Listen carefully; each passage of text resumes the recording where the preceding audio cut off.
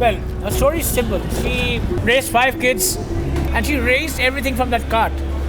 When we visited her stall and when we ate the roti, we fell in love with the taste of it.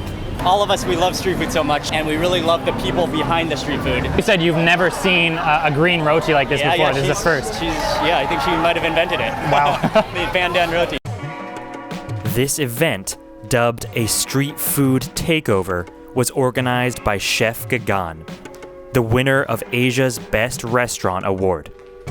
Mark Wiens, a popular YouTube food vlogger, was also involved.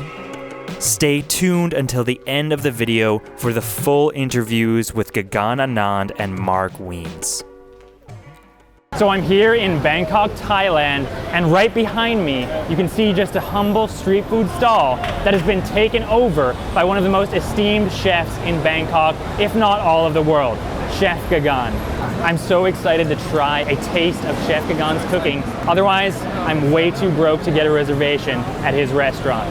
So behind me, you can see a massive crowd is just starting to form before the food is even being served. So I was number 28 in the queue, but it looks like there must be at least 100 behind me. How did you hear about the event? YouTube. YouTube? Mark Wiens on YouTube. You guys have experience with Indonesian food?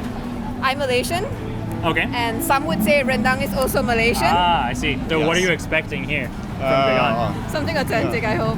Yeah, for me, rendang is Malaysian, something I grew up with. Want to taste authentic rendang. And roti as well. It's something that we do in Malaysia. Have you ever seen a green roti before? No, I got really excited earlier. I was shouting like, oh my god, it's a green roti.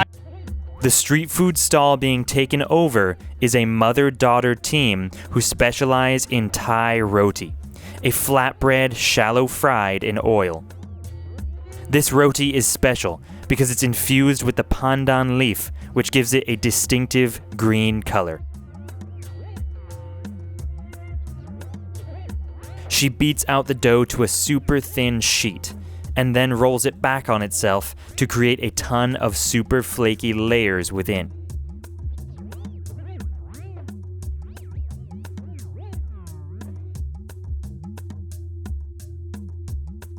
Let's catch up with Chef Gaggan to learn more about this event.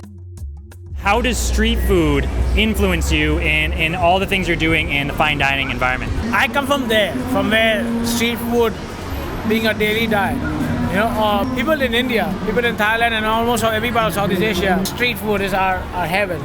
And the biggest threat we have today is that we are losing this culture and that modernization, I thought, to preserve in my way, because I only know how to do it in a finer way. So I take the inspiration, I take my memory and put it back in a bite.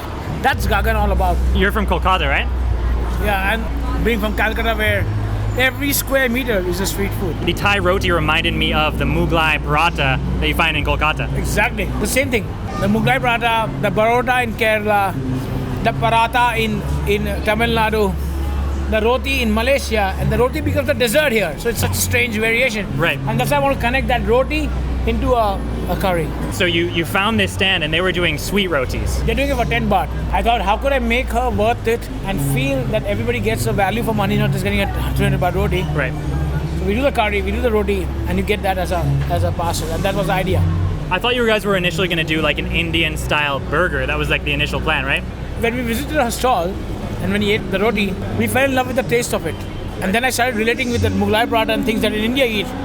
So I thought of curry. And then I thought that this roti is more Southeast Asian, more Malaysian, more Thai. And I said, how do I make it savory rather than sweet? The flaky roti just was the perfect complement to the curry. To the rendang curry, yeah, exactly. Right. Before hearing more from Gaggan, let's try that beef rendang curry and roti combination. Plates are being served up left and right, and I'm almost at the front of the queue. The assembly line is frantic. Rotis are being tossed everywhere.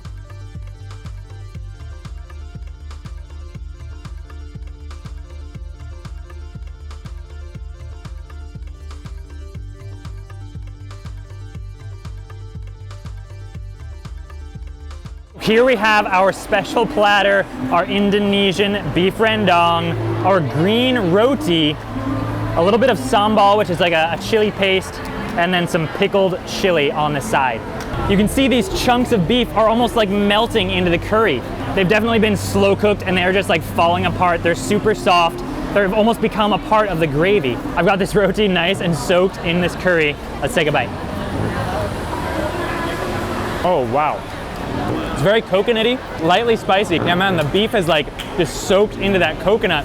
They've almost like combined to be one essence of beefy coconut stew.